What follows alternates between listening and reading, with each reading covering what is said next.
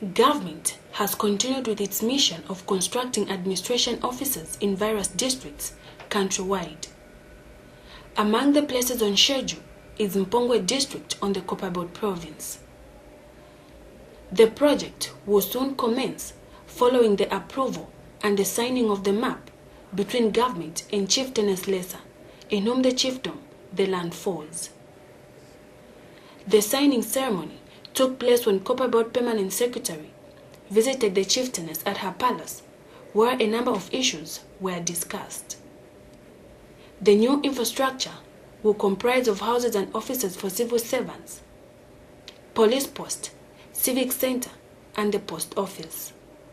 On behalf of the government, we are so grateful to you for having given us a piece of land where we would want to put up some infrastructure so that your people and the council can benefit. Government is desirous and always anxious to work with the royal establishments or royal highnesses in the country so as to foster development. For what you have done, you have left you are going to leave a legacy for your chiefdom. Mpongwe District Commission is thankful to the chieftainess for allowing government to go ahead with the construction of the new administration block in her chiefdom. So abantu bakalero onsati bamwe n'abalipo ebasayina obuyantashi. Once implemented, the project will not only provide a favorable working environment for officers, but will also contribute to the infrastructure development in the area. Jane Smalumba, ZANIS News, Mpongwe.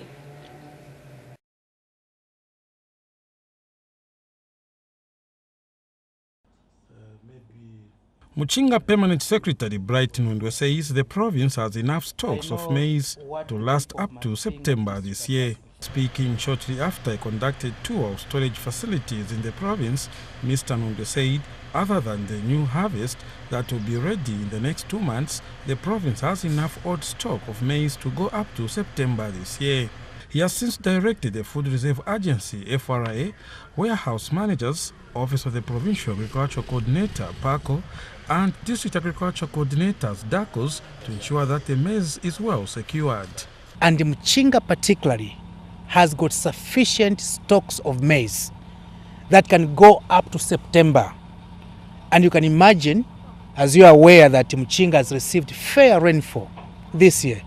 So after the fresh harvest, with the old stocks. And Mr. Ndwe has assured people of Myombe in Tendere that the government will work on the bridge across Vemba River after the rains. That Vemba bridge in Mafinga district is on my heart. And I cannot allow the people of Mafinga district, which is one of my districts, to be starving like that. I have called DMMU, I have spoken to RDA, I have even spoken to the contractor right there, to make sure that that bridge is built as a matter of urgency. Jonathan Mkoka reporting for ZANIS News in Chinsali, Muchinga Province.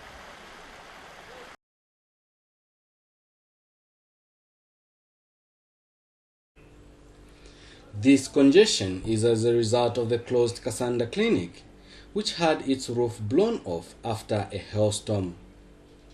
Patients who are supposed to seek health services from this facility are made to walk about 5 kilometers to access health services at the nearest health facility in Makululu compound. But government has partnered with the Zambia Prevention, Care and Treatment ZCPT to rehabilitate the facility. Emmanuel Zambezi is the contractor working on the project. As you have seen, the roof is done. We are doing plastering. Also, putting up the ceiling, and thereafter it will be painted. Looking at the speed at which we are moving on, I'm sure in the next 2 weeks we should be handing over the site. Central Province Deputy Permanent Secretary Felix Mangwato and the sister in charge are happy with the works. Thank you so much to the members of the community for having been so patient, for having waited, and now here's a quality product that the government is going to deliver to them. So in the shortest possible time, they are going to be attended to in a clean and secure and sanitary environment. The services have been affected since the 8th of January when we had this calamity. We can't offer any OPD, that is outpatient department cases are not seen here. But at least now we are sure that in a few weeks or a month time, we'll be able to see our clients. And some of the beneficiaries said,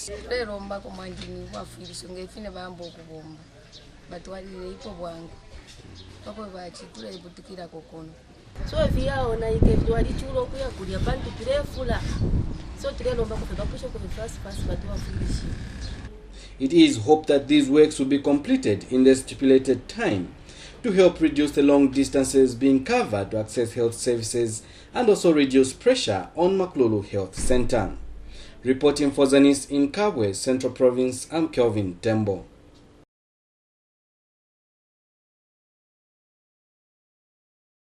Provision of quality healthcare services is important to the well-being of people in any society. In a bid to increase access to enhanced medical facilities, government has invested huge amounts of money in the construction of health posts and hospitals across the country.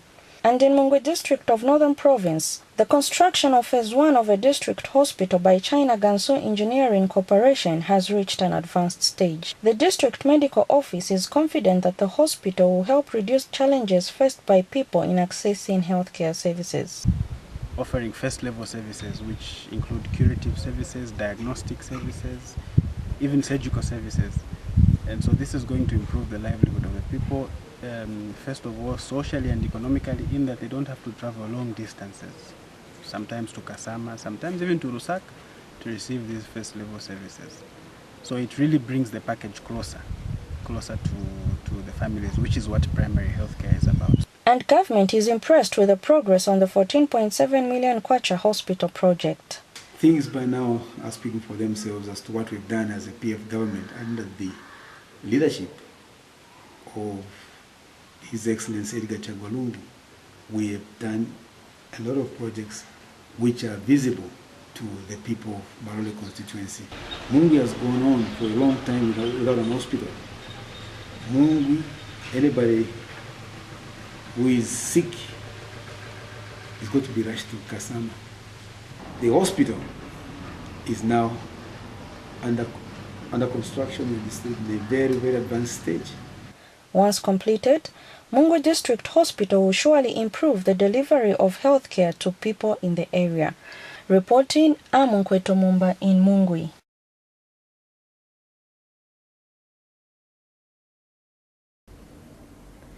Government has continued making efforts to meeting the Vision 2020, which is a global initiative to eliminate global blindness. The country appended its signature to the Vision 2020 Global Declaration Initiative in 2004 as a sign of its commitment to improve equity of access to cost-effective, quality eye care services as close to the families as possible. One of the major steps government has taken is equipping eye clinics with latest equipment to improve the quality of eye care services in the country. On the Copperbelt province, Kitwe Central Hospital is one of the health institutions that has since benefited from the modernization program. We have got a very good eye department, which is becoming almost a center of excellence, because we are having people coming from all over the region and outside the region who are coming to learn from here. Most of the things done here were not done. Most of the operations were being done in South Africa, but which we can do now. Head of department at the eye clinic explains the operations at the clinic and gives advice on the importance of having eye checkups, especially in diabetic patients. We actually see an average of 350 patients to 450 per week. So that includes diabetic patients, glaucoma patients, and of course other general cases, not forgetting the pediatric, the children. So it's quite a busy center. And for diabetics, we really encourage that all those that are diabetic, especially on the Copper Belt, come through, because we have a program where we screen these patients, whether or not they have problems with their eyes. And that also goes for glaucoma patients. Of course, some of them may not know that they are glaucoma patients, but it's usually tragic when they come because they will have lost one eye. And unfortunately, the kind of damage is permanent. So we are encouraging people out there to at least have an eye check once a year. It is expected that once the quality of eye care service is improved, the country will be able to achieve the Vision 2020, which is aimed at eliminating avoidable blindness. Ethel Chanda, ZANIS News, Kitwe.